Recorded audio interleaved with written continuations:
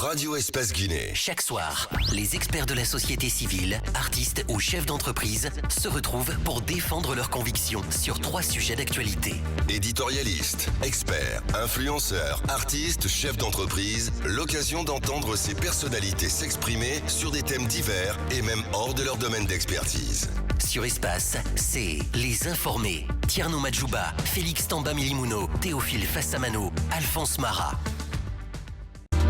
Vous êtes nombreux à nous regarder sur Espace TV. Bonne arrivée sur Radio Espace dans cette émission Les Informés qui vous parvient du lundi au jeudi de 15h à 17h. Amadou So, bonne arrivée et bonsoir à vous. Bonsoir Tierno, bonsoir à tous. Bonsoir à vous, Sekou Alphonse Mara.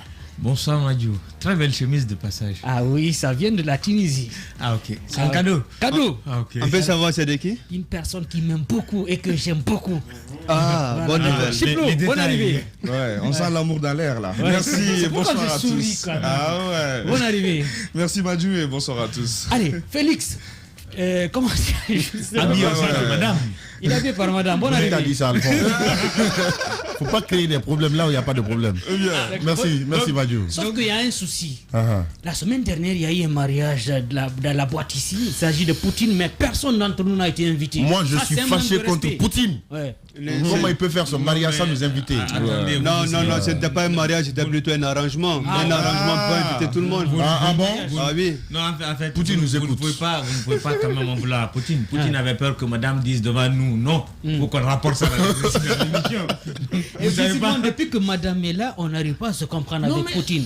il Il est déconcentré. Au-delà, Poutine, avant il avait gros dos, maintenant il a gros dos et gros corps. Il est Oh, gros tu sais, bras. c'est juste 2 semaines, 1 mois et quelques. Laissez les Après, enfants courir. Que sa femme rentre maintenant. Voilà. Et il pense que nous, on va dit pas se marier dans le pays, là. Il dit qu'un Djakanké est mieux que 1000 Malinké de Cancan. C'est ça Parce que- que tout simplement, sa J'ai femme vu ça. est Djakanké. Ouais, c'est ça. Ça, ouais. et Ça puis, est perturbé. il dit- Ouais, les il- enfants il dit de- qu'il va donner le numéro de ses ex à sa femme et sa femme va les appeler une à une. Wow. Il est Et perturbé. il n'est pas seul, il y a aussi le jeune Karamo Kaba qui est en train de me faire ma fête depuis qu'il s'est marié. Chaque photo avec sa femme, il faut qu'il m'identifie. Disons-nous, je ne sais pas il y a quoi dans le mariage, mais après le mariage, tu as l'impression que Chiplo n'a qu'à le gars nous est dire parce que descendu. c'est le seul marié. Ouais, là, il n'y a, monsieur. que de bonnes choses. Il y a aussi BOB, Bob Les Branches, qui se marie aussi à Fria. Ah oui. J'ai aussi assisté à moi son aussi. mariage durant les congés. Donc, moi, c'est combien de fois après la signature, combien de fois mon Il faut qu'on grand se marie, et- hein. c'est Non bombé mais, le torse, quoi, tu vois. Madjou, faut ouvrir le bal. Attends, le même Bob, il s'est marié quoi. Bien Je sûr. pense que la récréation est terminée maintenant. Cette histoire de mariage, Madjou va se marier. Bon, c'est une évidence quand même. Merci de nous préférer sur Radio Espace. À la régie, Kadi Touré, Kadi Fofana, Dembaduno Jamari, alias Sokra Kamara, Foté Souma, Fanta Guiré, Alassane Bari, Mahmoud Kondé, le colosse sous les vigilants du réalisateur Poutine Silla et de Idi Kaba. Au menu de cette émission de ce soir, les informés s'intéressent aux difficultés des albinos en Guinée, leur insertion sociale, l'alimentation, les mythes, l'albinisme face aux problèmes cutanés, notamment le cancer de peau, les lois portant sur la promotion et la protection des personnes atteintes d'albinisme en Guinée. Le tout, on en parle ce soir avec Mohamed Lamine Simakan, vice-président de Fondacia et aussi un de nos confrères. Bonsoir et bonne arrivée Mohamed Lamine Simakan. Oui, bonsoir. Bonsoir à tous les auditeurs et les téléspectateurs d'Espace TV FM. Également, merci beaucoup à vous, parce que je vois mes confrères aussi, même certains C'est aussi un m'ont plaisir. oublié, notamment Chiplo, voilà, qui m'a, son nom ça signifie, et qui m'a chipé. Merci beaucoup, c'est important de le rappeler. C'est ce qu'on appelle tout simplement un devoir de mémoire. Autre actualité de cette émission d'ailleurs pour commencer. Depuis quelques mois, nous observons une chute vertigineuse du dollar et de l'euro. Malgré cette chute des devises, les prix des denrées de première nécessité ne baissent pas en Guinée. Visiblement dans ce pays, c'est le drapeau qui monte et qui descend. Eh bien, qu'est-ce qui pourrait expliquer cette inadéquation? On en parle ce soir avec Bella Ba, il est économiste. Bonsoir Bella et bonne arrivée sur Radio Espace, Espace TV, chez les informés. Bonsoir Madjou, bonsoir à l'équipe des informés et bonsoir à vos millions d'auditeurs. Je rappelle que également vous êtes un acteur de la société civile, président de la jeunesse citoyenne, mais avant tout vous êtes économiste. Nous observons depuis quelques mois une chute du dollar et de l'euro, mais malgré tout, Bella, les prix de denrées de première nécessité ne baissent pas en Guinée. Qu'est-ce qui pourrait expliquer cette inadéquation? On a du mal à comprendre. Oui, on a du mal à comprendre, mais il faut comprendre d'abord pourquoi les devises baissent et c'était dû à quoi. Si vous vous rappelez très bien, lors du premier mandat du professeur Alpha Condé, le dollar était à 7 000 et puis l'euro était à 9 000. Qu'est-ce qui a créé après cette dépréciation et l'appréciation des autres devises?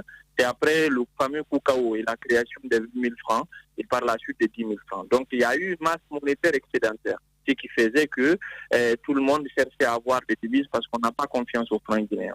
Donc aujourd'hui, qu'est-ce que le gouvernement de Mohamed Beyabouki a fait? C'est de diminuer la masse monétaire qui est en cours de circulation et permettre par la suite à faire face à nos engagements d'importation, que ce soit en termes de carburant et de riz, au niveau de la BCRI par rapport aux banques primaires. Donc, il n'y a qu'une bulle qu'ils ont dégonflée. Donc, c'était le déficit qui était là de trop. Tous les agents, quand ils avaient assez d'argent, ils n'épargnaient pas en francs guinéens, ils épargnaient en devises. Maintenant, qu'est-ce qui fait que les prix ne baissent pas? D'abord, le marché est un peu réticent, c'est-à-dire les commerçants se disent qu'on est en Guinée, les prix, les devises ont baissé, qu'est-ce qui dit que les devises ne vont pas augmenter? Donc, ils attendent, ils observent, ils regardent. Donc, aujourd'hui, c'est une question de temps, si c'est dans la durée. Je reste convaincu que le cadre macroéconomique qui a été créé par le Premier ministre Mohamed Beyabouki, c'est un cadre très sain aujourd'hui. La Guinée ne dépense que ce qu'il encaisse, donc il n'y a pas assez de corruption qui est là, il n'y a pas la planche à billets qui était utilisée avant par l'ex-gouverneur Lucien Nabé en étroite collaboration avec l'État. Donc tous les instruments sont bloqués aujourd'hui, ça fait de telle sorte que ça ramène un peu le cadre macroéconomique. Donc si ça se confirme dans le temps, le dollar même pourra revenir à sa valeur initiale qui était à 7 000 et puis l'euro à 9 000. Ça va occasionner obligatoirement la baisse des prix sur le marché. Donc c'est une question de temps pour que cet ajustement puisse se faire. Oui, c'est quoi Alphonse Mara? Nous avons tous apprécié que le franc guinéen s'apprécie, mais de l'autre côté, notre inquiétude, c'est la maîtrise du marché. Est-ce que le gouvernement est à même de pouvoir imposer une baisse des prix des denrées quand le franc guinéen va maintenir cette appréciation? Oui, comme je l'ai dit, c'est une question de temps. Vous savez, nous, on est un pays d'importation. Et puis, en fait, on n'impose rien. Donc, c'est le marché qui décide. Sur ce marché, il y a plusieurs opérateurs économiques. Le prix, il est constitué de quoi? C'est le coût d'achat de la marchandise. Donc, cette marchandise est à l'extérieur, c'est un fournisseur. Et puis, c'est le coût du transport, c'est le coût du dédouanement. Et par la suite, c'est la marge bénéficiaire de ce commerce. Donc, si aujourd'hui, moi, j'importe des oignons, par exemple, du Sénégal, et que le coût a baissé, donc le franc guinéen s'est apprécié, moi, je constate que tel commerçant, il importe ça à tel prix, il se fait une marge de trop, et moi, je peux me faire une marge de façon raisonnable et puis gagner dans le temps. Forcément, je vais le concurrencer. Donc, cette concurrence pure et parfaite qui doit encore être créée. D'ailleurs, il faut saluer un peu le fait que le ministre de l'Industrie a cassé cette logique de monopole qu'imposait un certain nombre d'opérateurs. Donc, si on laisse le marché fonctionner de façon logique, dans une concurrence pure et parfaite, c'est une question de temps pour que l'ajustement puisse se faire. Vous avez insisté sur le fait que ce soit une question de temps. Maintenant, toujours parlant de temps, selon vous, il faut à peu près combien de jours, combien de semaines, voire combien de mois pour que cet ajustement-là soit effectif et que les citoyens constatent vraiment l'adéquation entre, bien sûr, la baisse de ces prix de devises-là et, bien sûr, les prix sur le marché? Bon, dans les 3 prochains mois, si le cadre macroéconomique sain qui a été créé n'est pas perturbé, on va constater la baisse des prix. Aujourd'hui, moi, mon inquiétude, c'est un peu que ce cadre ne soit pas déréglé, tout simplement par des tensions politiques, c'est ce qu'on ne souhaite pas. Donc, il faudrait aujourd'hui que le CNRD parvienne à garder le calme politique qui est là et que ce cadre macroéconomique qui est créé puisse continuer. Et je reste convaincu que les 3 prochains mois, le dollar pourra même revenir à 7 000 en Guinée et par conséquent, les prix vont baisser. Bien, oui, Amadou Sow. Belaba, le franc guinéen, on dit la baisse des devises. Est-ce que l'idéal ne serait pas plutôt le franc guinéen, le GNF, qui prend plutôt des couleurs? Oui, en fait, c'est une question de réciprocité. Le franc guinéen s'apprécie, les devises se déprécient par rapport au franc guinéen. Donc, en fait, vous savez, la Guinée, nous, on a notre politique monétaire indépendante. Ça veut dire qu'on est capable de créer de la monnaie. Donc, cette question de planche à billets, c'est ce qui asphyxie notre économie. Parce qu'en fait, on ne doit pas créer la monnaie sans contrepartie. Donc, et toujours les gouvernements, quand il y a un déficit qui est créé par des dépenses exagérées alors qu'il y a moins de recettes, donc on fait recours à la planche à billets. Donc, si aujourd'hui on parvient à stabiliser, à bloquer carrément cette question de planche à billets, forcément le franc guinéen va s'apprécier. Bien, oui, Félix Milimono. Oui, est-ce que dans ces conditions aujourd'hui, l'État peut faire quelque chose ou il faut laisser les choses aller comme vous êtes en train de le dire? En fait, l'État doit agir. J'ai parlé de cette question de concurrence pure et parfaite qui doit se faire. Tout récemment, le ministre de l'Industrie a pris une directive qu'il faut saluer et qu'il faut appuyer en Conseil de ministres et surtout, il faut veiller à son application. Plusieurs opérateurs économiques en Guinée bénéficient beaucoup d'avantages au niveau du dédouanement et parfois même des positions très privilégiées. Il faut casser cette logique-là. Il faut permettre, par exemple, à toute personne qui a la surface financière d'importer le riz, à toute personne qui a la capacité financière d'importer la farine à la même qualité qui existe sur le marché. L'huile, la mayonnaise et ainsi de suite. Donc, on ne peut pas prendre le monopole sur le contenu de marchandise. On ne peut prendre le monopole que par rapport à la marque ou par rapport à l'identité. Ce qui s'est passé en Guinée depuis beaucoup d'années, c'est qu'un certain nombre d'opérateurs économiques prenaient en monopole la marchandise. Par exemple, c'est moi exclusivement qui envoie le riz. C'est moi exclusivement qui envoie l'huile. Donc, par conséquent, c'est cette personne-là qui impose les prix sur le marché. C'est cette logique que l'État doit casser, permettre à tout opérateur économique qui a la capacité d'importer et forcément avec les mêmes fournisseurs qui sont à l'étranger, si le franc guinéen s'apprécie, les prix vont baisser sur le marché. Toujours dans la même lancée. Oui, toujours dans la même lancée. Je veux parler aux différentes taxes que l'État incombe aux importateurs. Est-ce que la hausse du prix, par exemple, des denrées alimentaires ou autres marchandises sur le marché n'est pas due aussi à ce fait? Au dédouanement. La hausse, elle était due à ça, parce que si vous vous rappelez, il y avait eu les fameux contrats de performance suite au déficit créé de 3 000 milliards qui ont été imposés par le gouvernement Condé. Et donc, on avait augmenté un peu ce coût de dédouanement. Donc aujourd'hui, les coûts de dédouanement n'ont pas du tout bougé, alors que le franc guinéen s'est apprécié. Donc logiquement, les prix devraient suivre. Et aujourd'hui, il faudrait que cette question de dédouanement, qu'il y ait une certaine transparence là-dessus. Et il y a certes cette question de guichet unique qui a été mise en place, mais je crois qu'il faut encore plus la vulgariser et permettre à ce que le dédouanement ne soit pas aussi un frein à l'économie guinéenne. Donc certes, on a besoin de recettes pour financer tout ce qui concerne l'éducation, la santé, mais il ne faudrait pas que ça asphyxie notre économie. Donc cette question de dédouanement, le ministre du Commerce doit s'intéresser là-dessus, discuter avec les opérateurs économiques et pour cela, il faut essayer de créer un cadre formel avec la Chambre de commerce qui n'a pas été mis en place depuis pour permettre de discuter de façon très logique sur la transparence du dédouanement. Et je pense qu'avec cela et le franc guinéen qui s'apprécie, les prix, on va constater une baisse des prix sur le marché. C'est vrai que vous parlez du coût de dédouanement, là-bas, mais au-delà de tout, les opérateurs économiques mettent un accent également sur le coût de transport qui a augmenté avec l'apparition de Covid-19. Est-ce qu'on peut tirer une conclusion par rapport à ça? Oui, ça, c'est pas récent, Madou. La Covid-19, c'est depuis, disons, 2020. Donc, on est quasiment en 2022 aujourd'hui. C'est en 2021, vers mi-mars, que carrément le coût du fret a augmenté suite à plusieurs restrictions. Donc, aujourd'hui, on ne peut pas mettre l'accent là-dessus. Par contre, il faut dire que si on veut, dans le temps, que les Guinéens parviennent à manger à leur faim de façon très suffisante, il faut une politique de production. Donc, c'est ce que la Guinée n'a pas eu depuis l'indépendance jusqu'à nos jours. Il faut qu'on parvienne à avoir des écoles d'agriculture. Il faut qu'on arrête d'orienter les gens pour faire sociologie, philosophie, économie de façon inutile dans nos universités pour finir pour faire des taxis-motos dans les quartiers. Il faudrait qu'on pense à l'agriculture. Pourquoi? Parce que tout le monde mange chaque jour.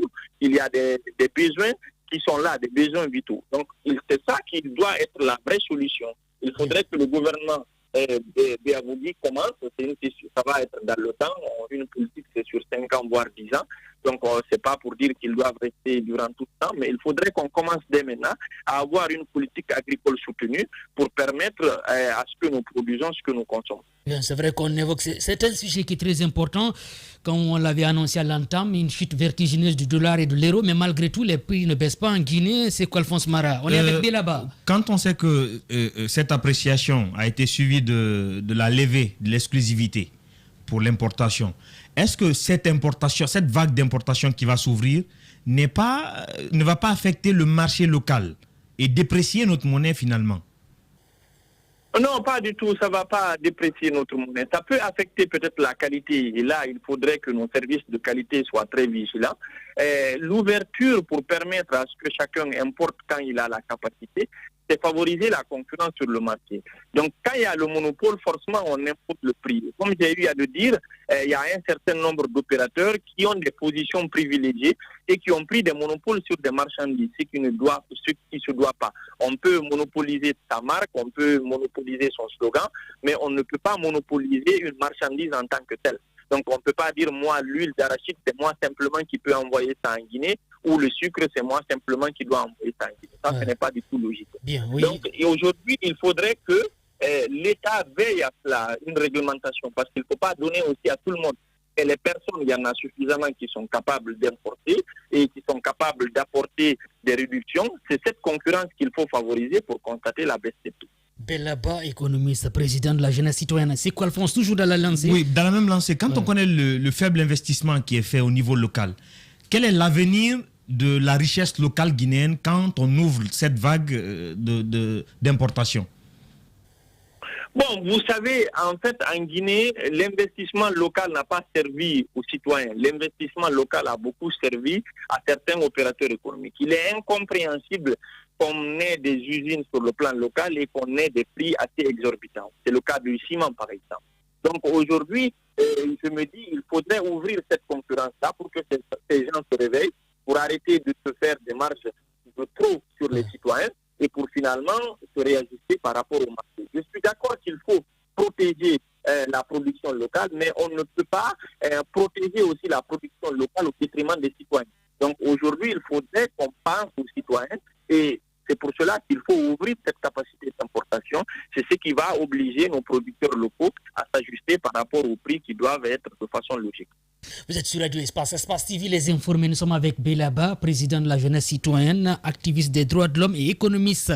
Amadou, toujours dans la même lancée. Bélaba, par rapport à cette même monnaie, on se rappelle qu'il y a 20 ans, le franc guinéen avait commencé à perdre de valeur avec l'inflation et l'augmentation du prix du sac de riz, pour parler plus pratiquement, parce que le sac de riz, c'était moins de 30 000 francs. Est-ce qu'il est possible qu'on puisse revenir avec une bonne politique économique à cette période-là? Le sac de riz à moins de 50 000 francs. Oui, quand même, il faut rêver. C'est possible, mais ça demandera du temps. Vous savez, le grand problème dans notre pays, et je reviens là-dessus, c'est la planche à billets, la corruption. C'est ce qu'il faut combattre. Donc, on ne doit pas donner la possibilité à l'État de créer de la monnaie de façon permanente, juste pour financer des déficits, c'est-à-dire de la corruption. Il faudrait veiller à nos dépenses publiques. Il faudrait aussi, surtout, veiller à nos recettes. Autre chose, aujourd'hui, on a 80 millions de tonnes d'exportation en termes de bauxite. Si ne serait-ce que 50% de ces exportations revenaient en termes de devises dans nos locaux, le dollar pourra même être à 5 100 en Guinée. Donc aujourd'hui, il y a une certaine logique qui avait été créée avec les multinationales qui sont là en complicité avec l'État pour que l'exportation, quand elle est faite, la vente se fait en Chine, à Singapour ou à Londres, ça dépend des marchés. Donc, on ne rapatrie pas les ventes du bauxite dans nos livres. Donc, on ne rapatrie même pas 20% de ces ventes-là. Donc, aujourd'hui, c'est une autre problématique sur laquelle le gouvernement Biabogui doit veiller en étroite collaboration avec la Banque centrale et les banques primaires pour que nos exportations, parce que c'est une production de chez nous, pour que ces exportations, ces devises puissent revenir dans notre pays. Bien. Donc, ça, c'est quelque chose de très important. Donc, pour revenir à ta question, c'est bien possible, mais ça demandera du temps avec aussi surtout une politique de production. Parce qu'il ne faut pas oublier que la population guinéenne a cru quand même durant ces 20 ans. Aujourd'hui, avant on était à 7-8 millions d'habitants, aujourd'hui on est à 13 millions d'habitants. Donc ça a un impact forcément sur la consommation. Or malheureusement, on ne produit pas. Alors vous dites dans une tribune Belaba que le marché est réticent compte tenu du fait que plusieurs importateurs se disent que c'est un effet boule de neige. Donc momentané, ils ne se disent que s'ils se précipitent en baissant les prix, ils seront les perdants. Mais sauf qu'il y a aujourd'hui des opérateurs économiques qui importent, mais malgré tout, les prix ne baissent pas. À quel moment peut-on s'attendre à des prix qui vont baisser? Parce qu'on ne va pas continuer quand même à avoir plus de bénéfices alors que la devise baisse. En fait, rien ne s'impose. Le marché décide. Hein. Il faut pas. Le marché décide, mais à un moment donné, quand même, l'État doit jouer son rôle quand même. Oui, l'État est en train de le faire et l'État doit le faire. Il continue à le faire et le marché va répondre. C'est automatique. Comme j'ai eu à le dire tout de suite, si on arrête de donner la possibilité à certains opérateurs économiques de monopoliser la marchandise et de donner la possibilité à tout opérateur économique ayant la surface financière d'importer la marchandise dans notre pays, avec la baisse des devises qui est là, parce qu'ils ont les mêmes fournisseurs à l'extérieur, forcément on va constater la baisse des prix. Donc moi je le dis, dans les 3 prochains mois, si ce cadre est maintenu, le dollar pourra baisser et forcément les prix vont baisser. Bien, oui, peut-être une dernière question, Amadou. Oui, on est un pays, comme vous avez parlé de l'exportation de la bauxite, et on a de l'or. On est un pays qui exporte aussi de l'or. On sait parfois, pour avoir une monnaie stable, ça dépend de la réserve qu'on a au niveau de nos banques. Est-ce qu'il ne faudrait pas plutôt aller vers l'or qu'on revend aux autres, maintenir cet or-là dans nos banques? Bon, il faudrait peut-être qu'on pense à comme ce que le Rwanda a fait, ou bien comme le Botswana. Le Rwanda vient d'inaugurer une raffinerie en or, et le Botswana, aujourd'hui, le cours du diamant se décide du côté de Botswana. C'est un pays pour lequel on n'en parle pas, mais qui est sur une longueur d'avance. Aujourd'hui, qui dépasserait même, ou bien qui serait au même niveau que la Malaisie. Donc, ce qu'il faut en Guinée, en fait, il faut qu'on ait une petite transformation, ou bien voire même une transformation dans le temps. Si aujourd'hui, on regarde la tonne de bauxite, sa valeur et par rapport au cours de l'aluminium, il n'y a pas match du tout. Donc, nous, on produit de la bauxite, on exporte la terre brute, et de l'autre côté, il y a beaucoup de personnes qui s'enrichissent. Donc, pourquoi? Parce qu'il n'y a pas une transformation. Ça aussi, ça suppose qu'on ait de l'énergie de façon suffisante. Donc, il faudrait qu'on ait une politique dans le temps pour qu'on parvienne à... Parce qu'on ne peut pas dire juste on va garder l'or pour le garder. Il faudrait qu'il soit au moins un produit fini et par conséquent pour pouvoir l'exporter à d'autres multinationales qui vont le transporter en produit fini. Donc, voilà un peu la logique qu'il faudrait y avoir pour qu'on ait une économie beaucoup plus forte, une économie de production. Donc, c'est vrai, pour qu'on ait une monnaie locale, il faut des réserves d'or. Et je crois qu'on a quand même des réserves qui sont suffisantes. Mais il faut aller au-delà de ça. Il faut aller sur une production, et à la fois sur nos matières premières, à la fois sur le plan agricole, pour que nous puissions avoir une monnaie bien forte. Les prix qui se maintiennent malgré la chute des devises. Belaba, merci d'être intervenu ce soir dans cette émission Les Informés sur Radio Espace TV. À bientôt. C'est un plaisir, merci bien.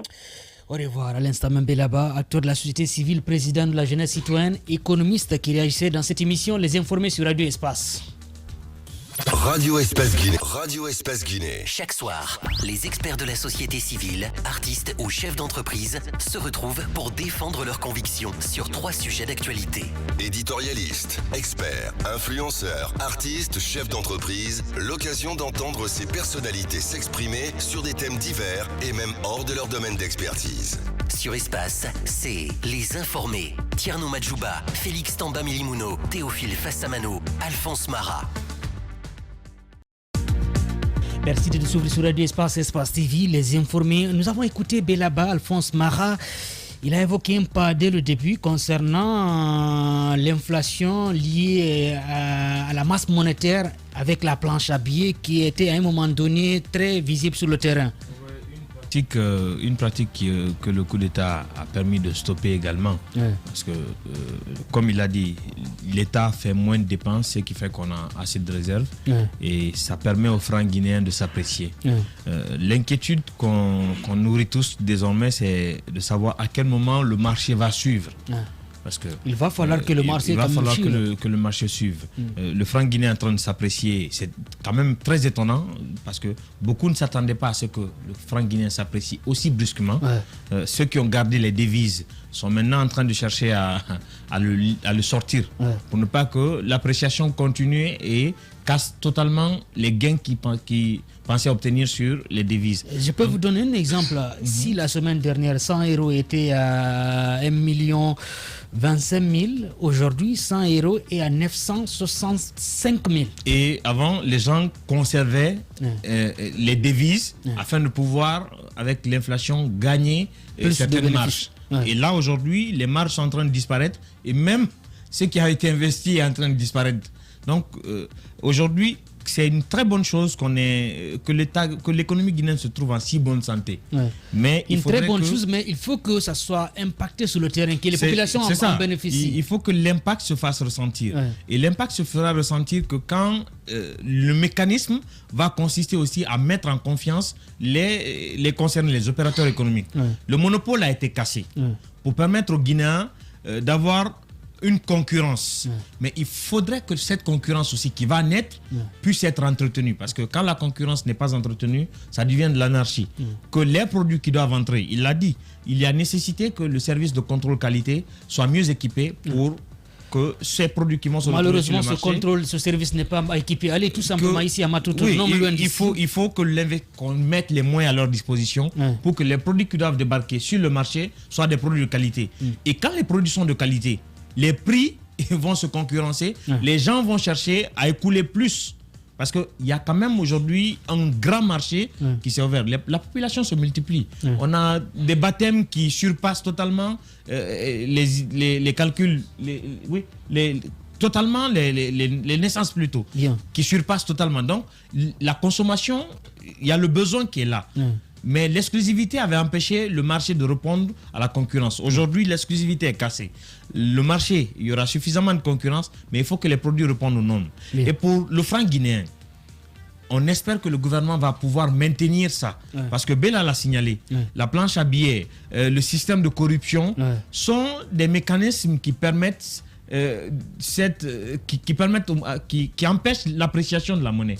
Et aujourd'hui, la monnaie s'est appréciée. Il faudrait qu'on la maintienne, qu'on lutte désormais contre la corruption, que la planche à billets ne soit pas, ne revienne pas de sitôt sur le marché, et que la planche à billets ne revienne pas sur le marché. C'est ainsi simple que ça. Et que le mécanisme soit là pour que notre franc commence à concurrencer le cedis ghanéen ou d'autres monnaies qui ont encore plus de valeur sur le marché local. Que les populations bénéficient, qu'il y ait une retombée au niveau des populations à la base. Il a dit une chose, Bella, les agents de l'État utilisaient les devises étrangères pour de l'épargne et la demande aussi forte occasionnait la dépréciation du franc guinéen Amadou.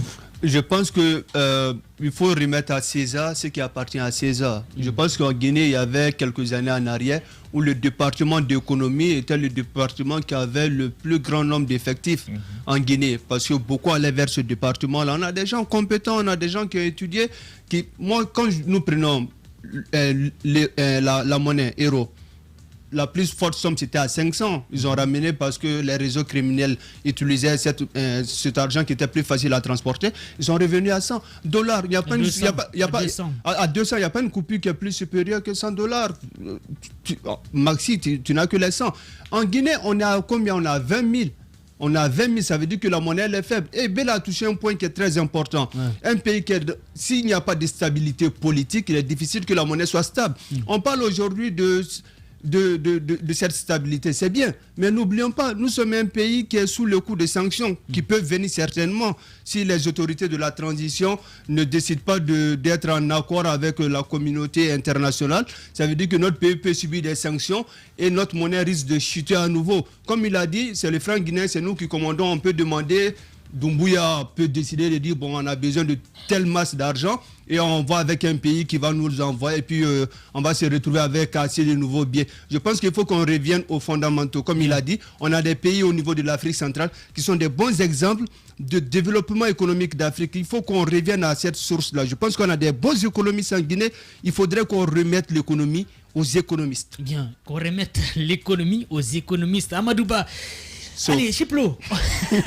On a écouté Belaba, il dit tout simplement, je paraphrase ce qu'il a écrit comme tribune, le marché est réticent compte tenu du fait que plusieurs importateurs se disent que c'est un effet boule de neige, donc momentané, ils se disent que s'ils se précipitent en baissant les prix, ils seront les perdants. Mais jusqu'à quand? Il dit si on se maintient maintenant en respectant bien sûr, en maintenant toujours cette position, on peut quand même s'attendre dans un bref avenir à la baisse des prix. Ouais, il a parlé de 3 mois. Moi, je ne comprends pas vraiment cette réticence. Ouais. Parce que dès que les devises montent ici, les commerçants, les opérateurs économiques n'attendent pas pour faire monter les prix. C'est automatique là. Là, dès que ça monte, tu arrives demain, on te dit que même s'ils ont acheté des prix, même s'ils ont acheté des produits à faible prix, effectivement. Mais le lendemain ils augmentent. Après, et là ils gagnent beaucoup plus de bénéfices. Je ne veux pas en vouloir à ces gens-là, mais à un moment donné, il y a certains de mauvaise foi. Je suis d'accord, il y a carrément certains qui sont de mauvaise foi. Après, l'argument qu'ils te disent, ok, si nous n'augmentons pas le prix, quand on ira payer demain, on trouvera que déjà ça a changé là-bas, donc ça va nous impacter. Donc des fois, il y a certains vraiment qui sont de mauvaise foi. On espère vraiment qu'avant d'abord de penser à leur propre personne, ils vont aussi penser d'abord à la population. Ils vont penser à la population avant de penser à leur propre personne. Parce que l'État doit payer vraiment à tout cela pour faire en sorte qu'il y ait un changement. C'est vrai que ça ne va pas être automatique de temps à autre, mais il va falloir veiller sur cela pour que la population puisse bénéficier. Parce qu'on ne sait jamais si demain ou après-demain, ça ne va pas encore changer. Peut-être que le dollar, les devises peuvent encore changer. Et là, ils ne vont pas carrément diminuer les prix. Et ça va carrément être vraiment aux dépens des populations. Donc il faut qu'on veille sur tout cela. C'est vrai qu'aujourd'hui, les prix ne baissent pas. Les populations préfèrent même que $100 soit 1 million parce que les prix ne baissent pas. Amadou, vous voulez dire que... Non, moi j'ai envie de dire, quand on parle de mauvaise foi, moi j'ai envie de dire la première personne qui a de mauvaise foi dans ce pays-là, c'est l'État guinéen. Je prends le coût du carburant. Quand le coût du carburant descend, nous on ne ressent rien. Si l'État nous avait appris cela, à ce que ça monte, que ça descende, je pense que nous, les citoyens, allaient imiter ce geste-là. Mais l'État, même qui doit être le bon exemple, il ne l'est jamais. Bien. En tout cas, ici, les prix montent, mais les prix ne descendent pas. Quels sont ceux qui arrivent après, ça ne descend pas du tout. Ouais, ça reste intact et c'est la population qui souffre. Et en même temps, le salaire ne monte pas. Donc, qu'est-ce qu'il faut faire après? Il faut toujours s'entêter au fait. C'est vrai que quand même, c'est seulement le drapeau qui monte et qui descend. Il a dit une chose comme solution, il faut avoir une politique agricole, il faut le secteur primaire. Mais malheureusement, aujourd'hui, ce n'est pas une priorité du gouvernement. Bah oui, on l'a appris à l'école. En économie, il y a cette tranche, il y a l'évolution, il y a le secteur primaire, tertiaire et secondaire et tertiaire. Ouais. Donc il faut respecter les étapes. Lorsque les étapes sont brisées, on ne peut que s'en remettre à cette scène de balance au niveau du marché. Parce que moi je veux dire, l'économie, en fait, il n'y a pas trop de stabilité dans le monde. Mais les États se battent à chaque fois, chaque État, en ce qui le concerne, se bat afin qu'il y ait la stabilité au niveau du marché. Mais pour qu'il y ait une stabilité au niveau du marché, la première des choses, il faut d'abord la stabilité politique. On aime souvent le dire, l'argent n'aime pas le bruit. Lorsqu'il n'y a pas de stabilité politique dans un pays, les investisseurs ne peuvent pas venir. Et même les investisseurs locaux qui sont là, ils ont peur d'investir au risque de perdre leur argent. Nous savons tous combien la Guinée a payé le prix quand il y avait des manifestations ici en Guinée. Donc, pour qu'il y ait vraiment la stabilité économique, la stabilité de la monnaie guinéenne, il faut d'abord qu'il y ait la stabilité politique. Et donc, il faut le dire, aujourd'hui, le CNRD, en tout cas, a fait beaucoup d'efforts dans ce sens, je voulais dire, pour qu'il y ait vraiment la stabilité politique. Maintenant, de l'autre côté, il faut aussi qu'il y ait la lutte contre la corruption. Belaba l'a rappelé. Il a dit, il faut lutter contre la corruption. Aujourd'hui, la plupart de l'argent qu'on recevait, on ne peut pas vous dire que la Guinée figure aujourd'hui parmi les 5 pays au monde exportateurs de bauxite dans le monde entier et qu'on se retrouve aujourd'hui dans cette situation, dans ces conditions. Qu'est-ce qui favorise ça? Ou bien qu'est-ce qui occasionne ça? C'est la corruption. La corruption à ciel ouvert, surtout dans la région de Boké, qui était devenue la chasse gardée du régime d'Alpha Condé, qu'on appelait même la zone spéciale. Je ne sais même pas. C'est ça, zone économique spéciale. Moi, j'ai dit zone économique spéciale de corruption. De corruption. Sincèrement. Oui. Pour clôturer rapidement. Moi, je voulais rapidement dire, le développement d'un pays vient du niveau local, c'est-à-dire la production. Tu as parlé du secteur primaire, qui est l'agriculture et l'élevage. Mais aujourd'hui, ce secteur subit 2 menaces. La première menace, c'est quoi? On a reçu plusieurs jeunes en studio ici qui ont pris le fond de leur vie l'argent qu'ils avaient pour investir dans la terre. Notamment à Tibreka, India. Des individus malsains sont allés mettre le feu à des investissements. Et des individus qui sont hectares connus. et des hectares. Ces personnes sont encore là. Personne. L'État ne les a pas rendu justice. La justice ne les a pas rendu justice. Les citoyens ne leur ont pas rendu justice. Ça décourage les investissements locaux. De l'autre côté, il y a ces éleveurs qu'on va recevoir sûrement la semaine prochaine, qui sont en train de souffrir d'une chose. Ils investissent des millions en Guinée. Ils font du poulet local, ils font du poulet de ferme en Guinée. Mais ils sont confrontés à ce marché de poulet piqué qu'on reçoit tout le temps. La concurrence déloyale. La concurrence déloyale. Et la durée de vie et la durée de conservation n'est pas respectée. Les conditions de conservation, les conditions de vente ne sont pas respectées. Et le pire, c'est quoi? C'est que même les œufs sont maintenant importés en Guinée. Et ces œufs qu'on importe ne répondent pas aux normes, parce que ce n'est pas des œufs qu'on vend sur le marché européen. C'est des œufs qui ne répondent pas aux normes de santé, encore plus, et qui exposent même la santé des consommateurs. Donc, il faudrait que l'État prenne des mesures pour que l'investissement local soit protégé. Parce que la richesse vient de l'investissement local et pas de l'importation. L'importation, ça détruit. Oui, rapidement, Amadou, en 30 secondes, pas plus, pas moins. Tcherno, tu es de Pita, tu sais qu'il y a une production élevée de pommes de terre, mais pour l'acheminement, c'est compliqué. Ceux qui sont de la forêt, il y a énormément de production. Je pense qu'en Guinée, parfois, si on fait une bonne étude, je trouve qu'on produit suffisamment, mais on a un problème d'acheminement et de conservation. D'autant plus que s'il n'y a pas de bonne route, s'il n'y a pas de bonne route, ça va être difficile pour l'acheminement. Il y a un économiste qui a dit que là où se limite la route, c'est là se limite le développement. Qu'est-ce que vous voulez? C'est regrettable quand vous pensez à notre pays. Oui, la Guinée. 63 ans d'indépendance, mais malheureusement, on est toujours en retard. Pour s'en rendre compte, il suffit de quitter ce pays, prendre un avion, aller à Dakar, à Abidjan. On va se comparer quand même au pays limitrophe. C'est là que vous allez vous rendre compte que ce pays n'avance pas. Et quand vous dénoncez un peu, on vous dit que vous n'êtes...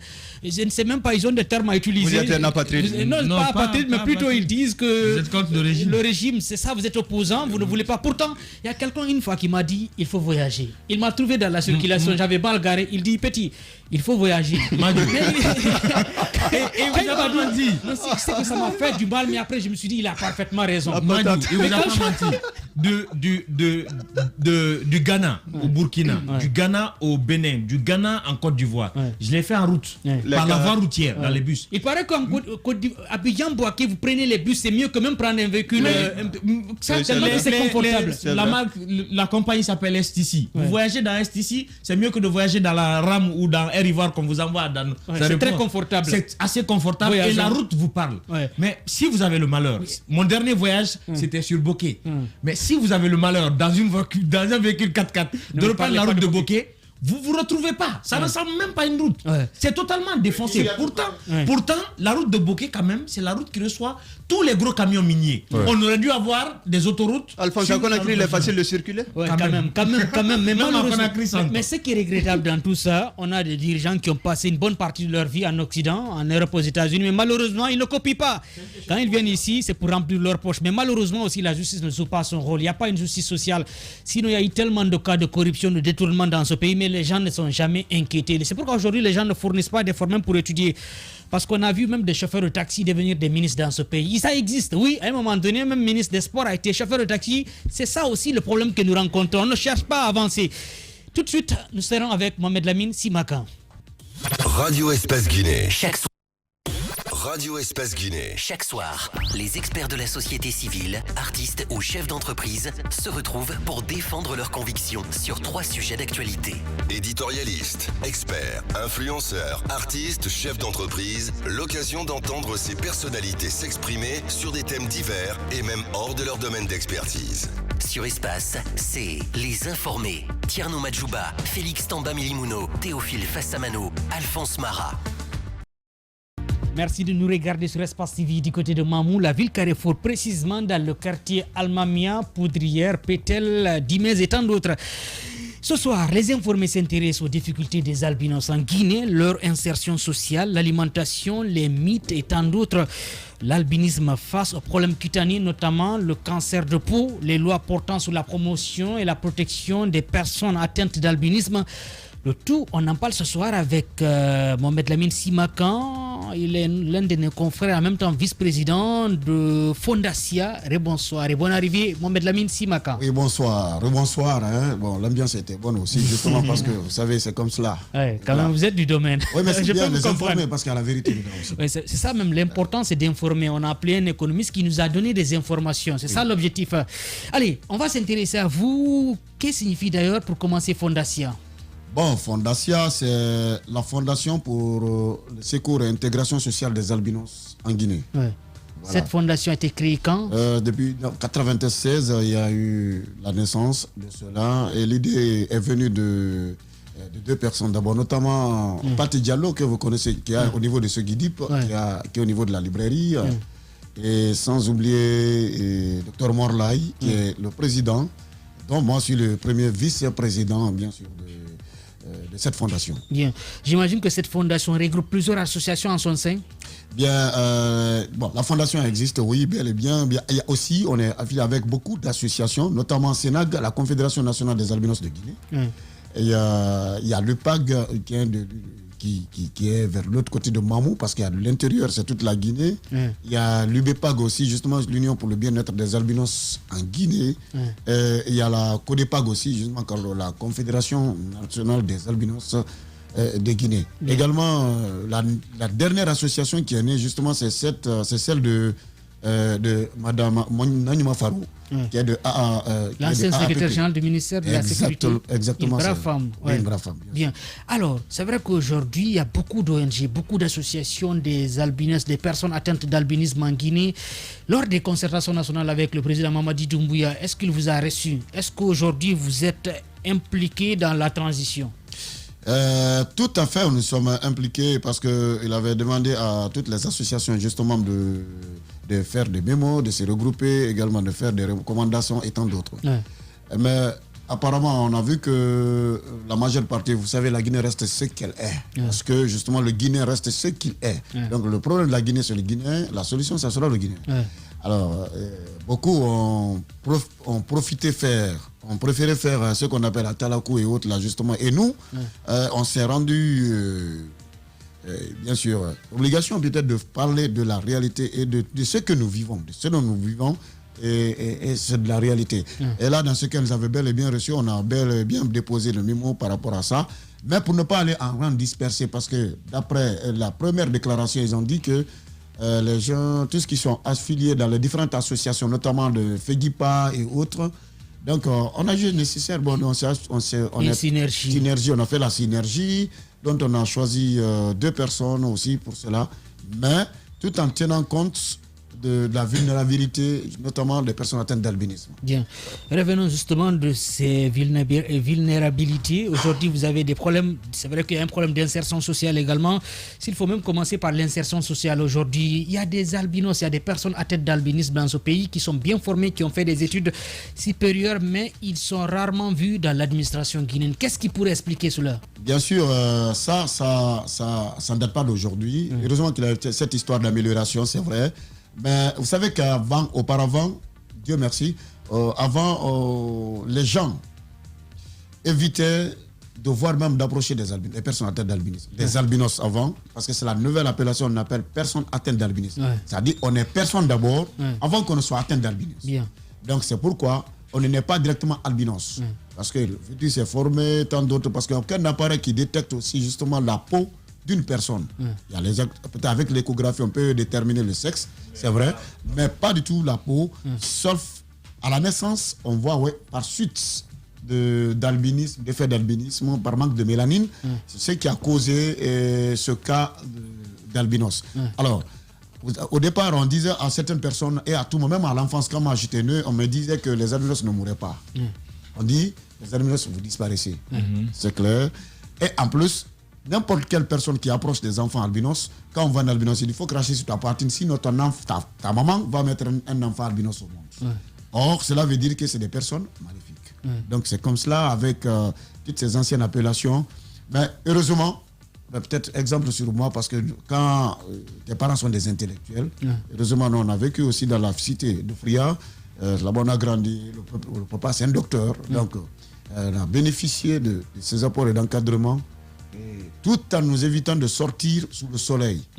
Parce que le docteur Leblanc qui était là disait attention, le soleil n'est pas bon pour les albinos, les personnes, les albinos. Mon père même, finalement avec les parents, se sont rendus compte effectivement que le soleil n'est pas bon parce que ça rougit la peau. Quand tu sors quelques 5 minutes seulement, tu verras que la peau rougit. Et c'est ce qui est très très mauvais. Tandis qu'en Guinée, on croit que c'est l'alimentation qui n'est pas bonne pour l'alimentation, c'est ce qui fait apparaître des taches noires. Archi faux. Archi faux. Parce que quand nous, on a commencé à se connaître, même les médecins, même les professeurs de biologie, il a fallu que nous dispensions même certains cours de génétique concernant l'albinisme. On a fait cela à Conakry. Ça, c'était l'une de nos journées, au lieu de se mettre peut-être à faire un discours. Et on a dit à n'importe quel ministre, on n'a plus besoin de discours. Plutôt, il faut poser des actes. Parce que nous, le 13 juin est consacré pour la journée de sensibilisation sur l'albinisme. On n'est pas là pour aller prendre la mamaya. Et la fois dernière, une fois même, on nous a même invités au palais où on nous a remis le riz que vous avez que tout le monde avait. C'est comme si on est et le riz qui était censé être pourri même. Vous avez, il y avait cela, les riz pourris et autres là. On n'a pas pris ça. On ne sont pas venus. On ne veut plus de la mendicité classique. Mais par contre, l'État, les autorités, les parents, même les personnes atteintes d'albinisme devraient se battre bien sûr pour cette cause. Bien. C'est pourquoi on s'est battu pour cela. Le facteur limitant, c'est d'abord la famille. Aujourd'hui, comment faire comprendre aux familles qu'avoir un albinos n'est pas un souci?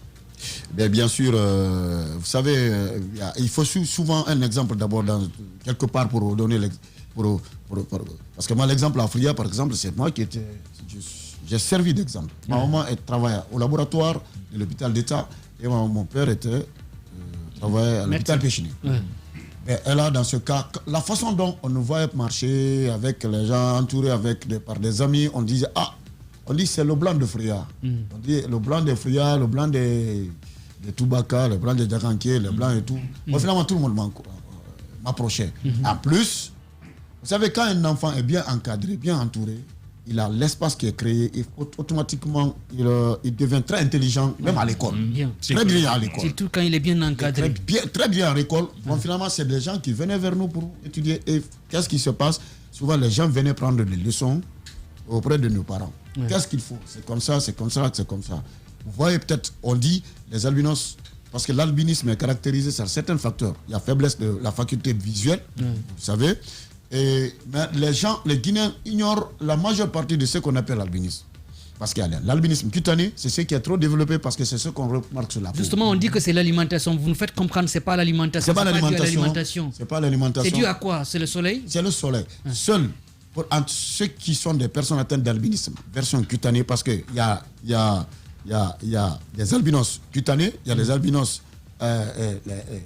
bien sûr, qui ont des problèmes de vision. Selon que la version cutanée, vous représentez 70% des albinos. C'est la majorité.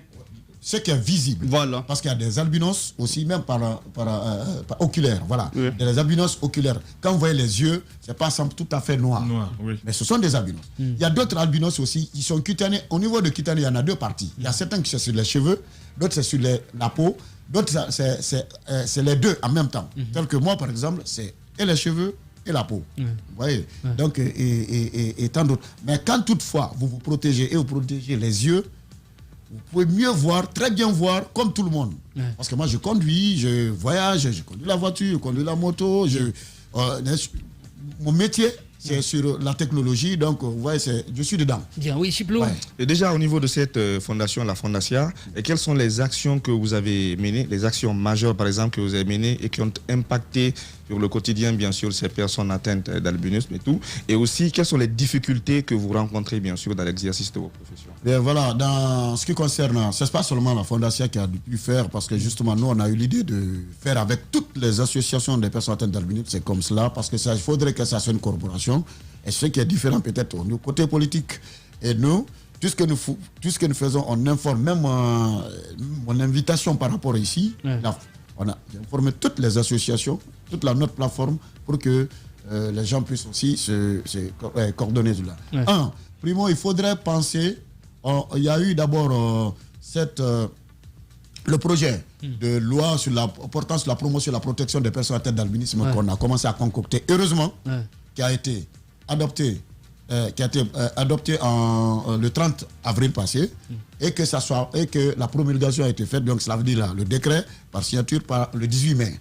Donc c'est déjà là de 33 articles divisés repartis en 7 chapitres. Ça c'est un premier aspect.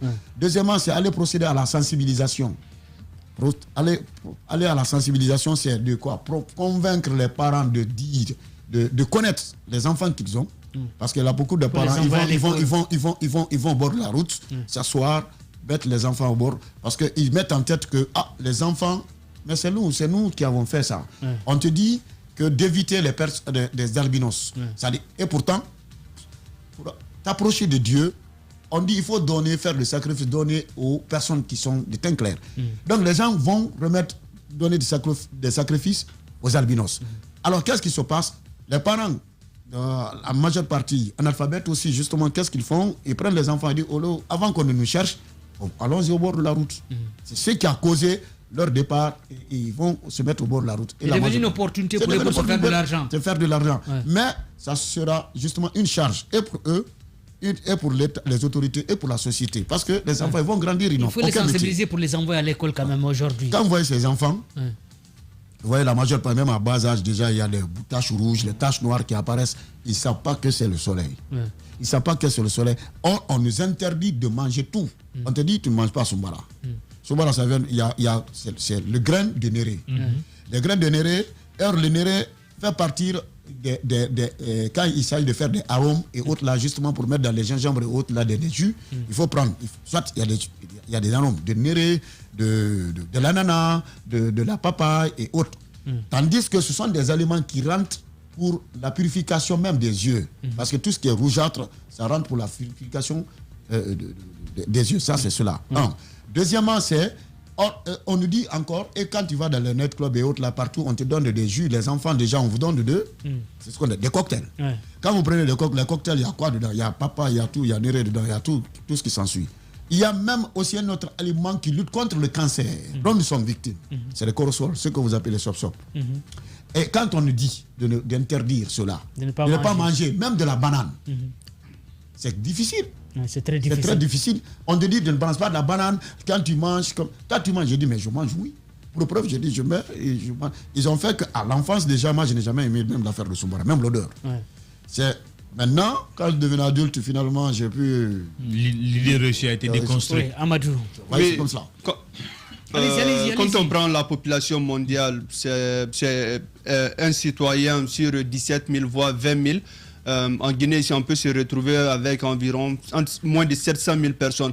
Selon vous, combien vous représentez en Guinée sur les 12 millions que nous avons officiellement? 12 millions d'abord. Les premières statistiques que nous avons pu faire depuis 2012-2013, d'abord, on était parti jusqu'à les 350-400 à Conakry, uniquement à Conakry. Bon, présentement, à l'intérieur, on est dans les 700-800 comme ça. Donc, vous voyez, donc ça, c'est... Et puis on voit quand même là, même dans les villages, d'abord il y en a beaucoup plus, même dans les villages qu'à Conakry. Il y a une question qui m'est de l'esprit. Pourquoi il y a beaucoup plus d'albinos à Forêt-Caria que les autres préfectures? Donc selon vous, c'est encore vous avez les statistiques. On en parlera dans la deuxième partie, juste après nos obligations commerciales. Merci de nous suivre sur Radio Espace TV. Les informés reviennent dans 5 minutes. Radio Espace Guinée. Chaque soir, les experts de la société civile, artistes ou chefs d'entreprise se retrouvent pour défendre leurs convictions sur 3 sujets d'actualité. Éditorialistes, experts, influenceurs, artistes, chefs d'entreprise, l'occasion d'entendre ces personnalités s'exprimer sur des thèmes divers et même hors de leur domaine d'expertise. Sur Espace, c'est Les Informés. Tierno Madjouba, Félix Tamba Milimono, Théophile Fassamano, Alphonse Marat.